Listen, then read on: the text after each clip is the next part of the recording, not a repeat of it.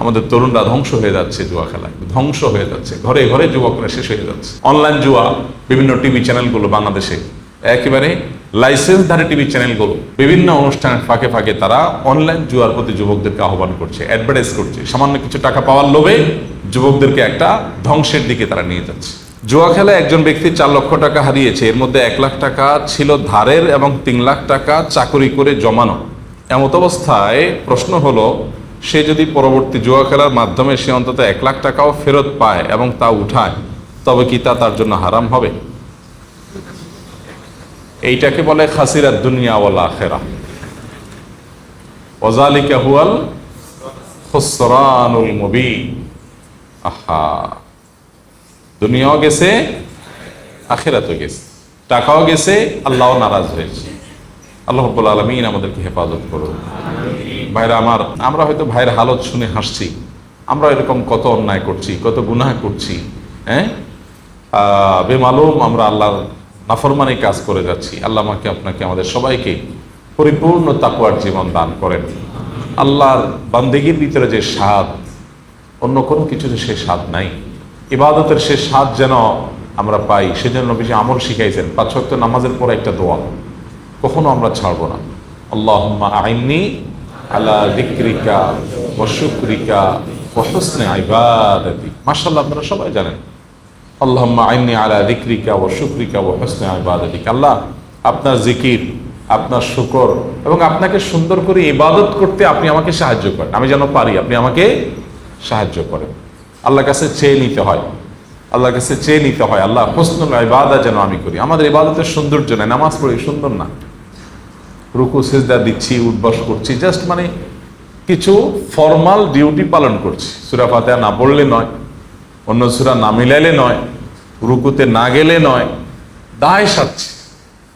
ইবাদতকে ভেতর থেকে এনজয় করে তৃপ্তির সাথে, মহব্বতের সাথে, আল্লাহর ভালোবাসার সাথে আল্লাহকে রুকু পেশ করছি না।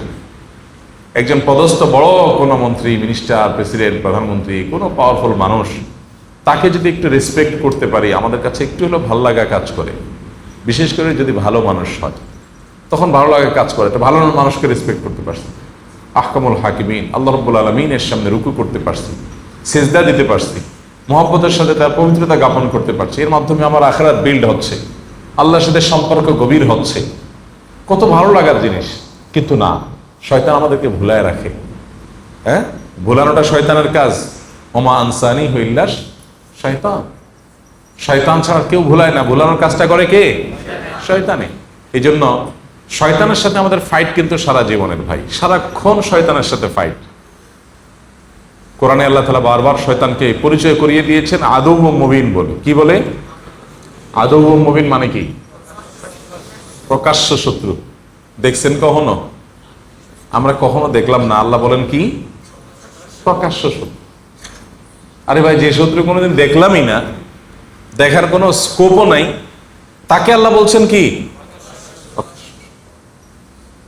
তাহলে কেমন হলো না? এটা অপ্রকাশ্য, গোপন শত্রু বললে মনে হয় যে আসলে কি তাই? শয়তান এর অস্তিত্বটা আমাদের কাছে প্রকাশিত না, কিন্তু তার কর্মকাণ্ড যতটা প্রকাশিত, এতটা প্রকাশিত আর কারোর কর্মকাণ্ড না। শয়তান তার কর্মের মধ্য দিয়ে প্রকাশ্য।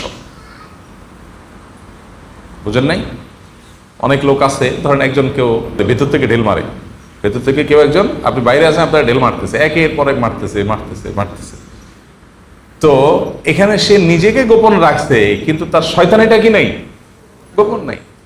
এই জন্য আমাদের শয়তানকে মাথায় রাখা উচিত সব সময়। মাথায় কাকে রাখা উচিত? মানে শয়তানের মাথায় রাখা মানে পজিটিভ অর্থে মাথায় রাখা না। মাথা রাখা মানে শয়তানের কথা চিন্তায় থাকা উচিত যে ইবলিস কিন্তু বসে নেই, ইবলিস কিন্তু বসে নেই। কোন কোন সালাফ তো বলেছেন, শয়তান নেক্সুরুতে যেহেতু ধোঁকা দেয়, কোনো আমলের প্রতি বেশি আগ্রহ তৈরি হলেও চিন্তা করবে ব্যাপার কি, শয়তান কি আমাকে এর চাইতে গুরুত্বপূর্ণ কোনো কাজ ভুলানোর জন্য এই কাম করতেছে কিনা। এই জন্য ভাই, শয়তান আমাদেরকে বিভিন্নভাবে ধ্বংস করে। যে ভাই জুয়া নিয়ে প্রশ্ন করেছেন, এই জুয়ার সাথে শয়তানের সম্পর্ক অনেক গভীর। জুয়ার সাথে শয়তানের সম্পর্ক অনেক গভীর। আল্লাহ তাআলা কোরআনে কারীম কি বলেছেন? ইন্নামাল খামরু ওয়াল মাইসিরু ওয়াল আনসাবু ওয়াল আজলামু রিজসুম মিন আমালিশ শাইতানি ফাজতানিবুহু। শয়তানের নিকৃষ্ট কর্মকাণ্ডগুলোর মধ্যে থেকে এই জুয়া আজ আমাদের দেশে ফুটবল, ক্রিকেট, বিভিন্ন খেলার উপরে ভর করে আমাদের দেশে প্রবেশ করছে তরুণ সমাজের মধ্যে। এখন সাধারণ স্ক্রিনে খেলা দেখছে, সেখানে বাজি ধরছে টাকা দিয়া, ঘরে ঘরে, এলাকাতে এলাকাতে, এবং এটা এমনভাবে ব্যাধির মতো ছড়ায় যাচ্ছে যে এই ব্যাধি থেকে আমাদের তরুণ প্রজন্মকে রক্ষা করা খুবই কঠিন। এই সমস্ত খেলাধুলার উপরে ভর করে এই জুয়া সারা দেশে বিস্তৃতি লাভ করছে, তরুণদের মধ্যে বিস্তৃতি লাভ করছে, এবং মোবাইল অ্যাপের মাধ্যমে এটা ব্যাপকভাবে বিস্তৃতি লাভ করছে। অনলাইন জুয়া ব্যাপকভাবে বিস্তৃতি লাভ করছে। তো যেভাবে প্রশ্ন করেছেন তাকে বলবো, জুয়া খেলে যে টাকা চলে গেছে সেটা উদ্ধার করার জন্য আবার যদি নতুন করে জুয়া খেলেন, যে ঠিক আছে আগেরগুলো উদ্ধারের জন্য আমি খেলি, তা আগেরগুলো উদ্ধার হবে গ্যারান্টি কি? উদ্ধার হবে না হয়ে বরং আরো তো চলে যেতে পারে, কি বলেন? আর যদি উদ্ধার হয়ও কথার কথা, তো সেক্ষেত্রে শয়তান, যে শয়তানের কাজই হলো জুয়া খেলানো, জুয়ার সাথে শয়তানের নিবিড় সম্পর্ক আছে, সে আপনাকে উদ্ধারের পরে বলবে 1 লাখ উঠছে, আরো তো 3 লাখ আছে, উঠাও। এরপরে বলবে ঠিক আছে আর 2 কদম বাড়ো, প্রত্যেকবার কি আর ধরা খায় মানুষ, এবার হয়তো লাভ করবা। এই জন্য চক্র থেকে আর বের হওয়া যাবে না। আর শরিয়ার দৃষ্টিকোণ থেকে ওই যে টাকা চলে গেছে সেটা উঠানোর জন্য আর জুয়া খেলার কোনো সুযোগ নাই, পরিষ্কার হারাম হবে।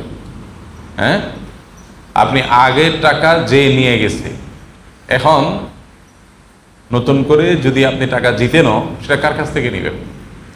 আর আগের ক্ষতিপূরণের জন্য নতুন করে আবার জুয়া খেলা, এটা যায় যাবে না। বরং এক কাজ করেন, দেখেন শয়তান যে এখানে কুবুদ্ধি দিছে ভদ্রলোকের, দেখেন এটা একটা আইডিয়া, মানে একটা কু আইডিয়া দিছে, এর একটা ক্লু এখানে দেই। সেটা হলো, আচ্ছা যেই টাকা চলে গেছে এটা উদ্ধারের জন্য জুয়া খেলতে বুদ্ধি দিছে শয়তান। কেন শয়তান এই বুদ্ধিটা দিতে পারলো না যে ওইটা উঠার জন্য তুমি এখন জানতো মেহনত করে ব্যবসা শুরু করে দাও? এই চ্যানেলের ভিডিওগুলো শুধুই প্রচারের জন্য। যদি কোনো আলেম শিরক বা বেদাতি কোনো আমলের কথা বলে এবং সেটা যদি সহিহ হাদিস দ্বারা প্রমাণিত না হয়, তাহলে সেটার দায় সম্পূর্ণ ওই আলেমের। আর আপনারাও আমল করার আগে আগে যাচাই করে নেবেন, অন্যথা প্রপার চ্যানেল এটাতে কোনো দায়ভুক্ত থাকবে না। কি বলেন?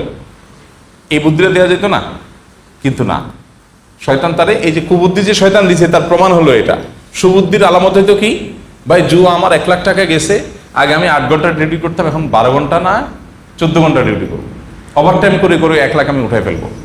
অথবা আগে আমি ব্যবসা করতাম যতটুকু মনোযোগ দিয়ে, এখন তার ডাবল মনোযোগ দিয়ে ব্যবসা করব, বেশি সময় দিয়ে ব্যবসা করব। দোকানটা আগে সকাল 9টা খুলতাম, এখন ফজরের পরে খুলে ফেলবো, যাতে করে কাস্টমার 2-4টা বেশি হয়, 2-4 পয়সা বেশি আসে। এই 1 লাখ আমাকে উঠাই ফেলতে হবে।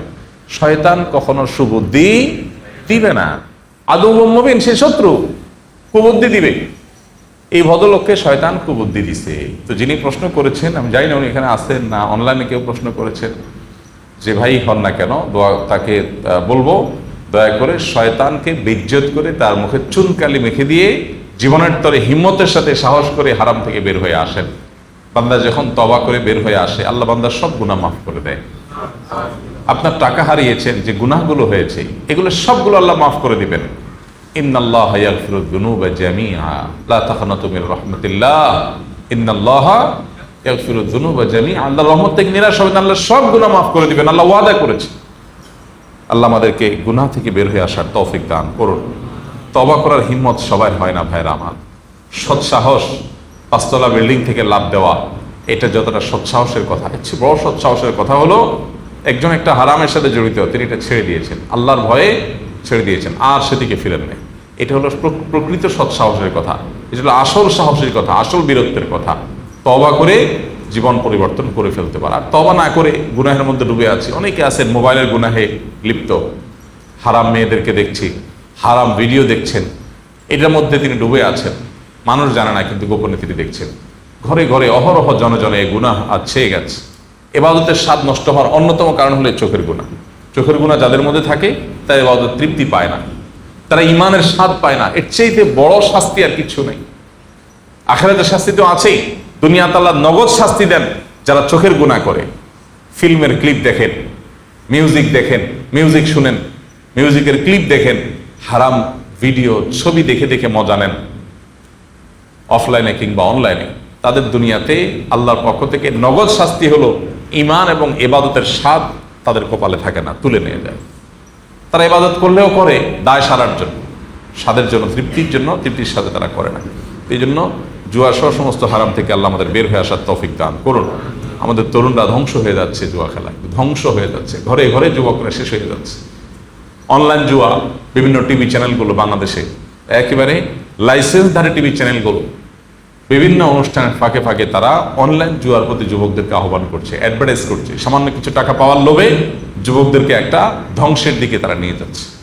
তো এগুলোর জন্য সংশ্লিষ্ট কর্তৃপক্ষের কড়া নির্দেশনা দরকার, পদক্ষেপ দরকার, যাতে করে যুবকরা এই সমস্ত বকে যাওয়ার হাত থেকে রক্ষা পায়।